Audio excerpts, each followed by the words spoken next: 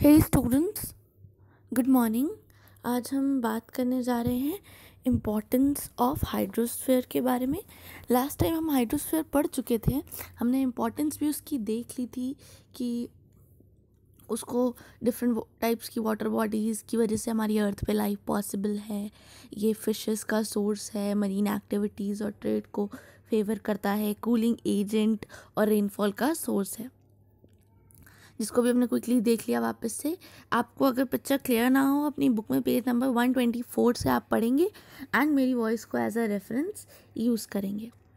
Clear है? चलिए next देखते हैं हम एटमॉस्फेयर। एटमॉस्फेयर होता है एक लेयर ऑफ गैसेस जो अर्थ को सराउंड करती है। आप गैसियस एनवेलप भी कह सकते हो। इसमें बहुत सारे लेयर्स होते हैं, 7 लेयर्स हैं और हर लेयर की अपनी अलग अलग कैरेक्टरिस्टिक्स होती हैं जो अभी हम पढ़ेंगे। एंड इसमें अब नीचे कुछ कॉम्पोजिशन दी है, आपको उसे लर्न नहीं करना है, बस ये देखिए सबसे ज़्यादा एयर में कौन सी गैस प्रेजेंट होती है, नाइट्रोजन, एंड उसके बाद ऑक्सीजन। चलिए अब स्ट्रक्चर देखते हैं एटमॉस्फेयर का। सबसे फर्स्ट हम देखेंगे ट्रोपोस्फेयर। ट्रोपो का मतलब होता है टर्निंग। तो जितने भी चेंजेस होते हैं वो इसी लेयर में होते हैं। ये सबसे ज़्यादा डिस्टर्ब्ड और डस्टी जोन होती है हमारी अर्थ के सबसे क्लोज। ठीक है, इसमें वाटर वेपर होते हैं, क्लाउड्स होते हैं। इसकी अपर बाउंड्री को ट्रोपोपॉज कहते हैं।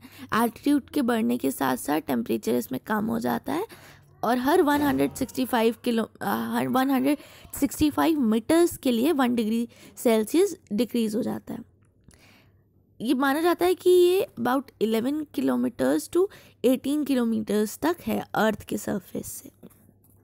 नेक्स्ट आता है बच्चों स्ट्रैटोस्फेयर। ये 50 किलोमीटर्स में है। इसमें कोई टेम्परेचर वेरिएशन नहीं रहता है।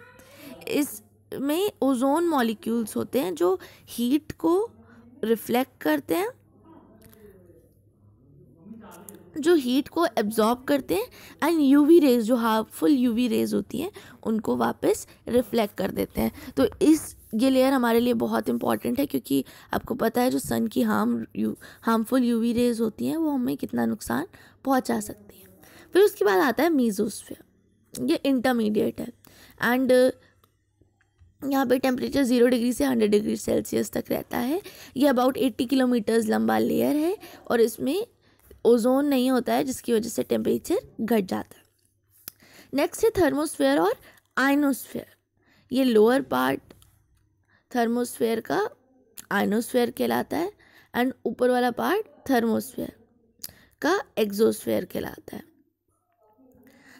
इस जो आयनोस्फेयर होता है इसे इस वजह से आयनोस्फेयर कहा जाता है क्योंकि यहाँ पे इलेक्ट्रिकली चार्ज पार्टिकल्स होते हैं जिन्हें आयंस कहते हैं। आगे आप फर्दर क्लासेस में जब बड़े होगे तब आप पढ़ोगे। जो भी आयनिक कंपाउंड्स होते हैं वो आयंस के फॉर्म में प्रेजेंट होते हैं। फिर है एक्सोस्फेयर। ये थर्मोस्फेयर के ऊपर है एंड अबाउट 750 किलोमीटर्स की हाइट तक होता है। ये लेयर काफ़ी पतला है एंड बहुत ज़्यादा हाई टेम्परेचर यहाँ पे होता है, 1600 डिग्री सेल्सियस। धीरे धीरे ये लेयर मर्ज होके जो इंटरप्लैनेटरी स्पेसेस है उनके साथ मिक्स हो जाता है। Interplanetary spaces means outer space जो आपका है वहाँ पे जाके मिक्स हो जाता है। नेक्स्ट बच्चों बात करेंगे एटमॉस्फेयर की। तो सबसे इम्पॉर्टेंट हमें पता है हम लोग हमारी अर्थ पे लाइफ पॉसिबल है तो वो वाटर एंड एयर की वजह से है। तो एयर में भी मोस्ट इम्पॉर्टेंट हमारी ऑक्सीजन, ये बर्निंग में हेल्प करती है। इसमें साथ साथ एटमॉस्फेयर में कुछ वाटर वेपर भी होता है जो रेन और स्नो को पॉसिबल करता है। एटमॉस्फेयर अर्थ का सरफेस गर्म रखता है सोलर रेडिएशंस को ट्रैप करके, हार्मफुल यूवी रेज से बचाता है क्योंकि इसमें ओजोन है, स्ट्रैटोस्फेयर में बता चुकी हूँ मैं। ठीक है, तो ये कुछ पॉइंट्स थे हमारे इम्पॉर्टेंस के। नेक्स्ट आते हैं बायोस्फेयर।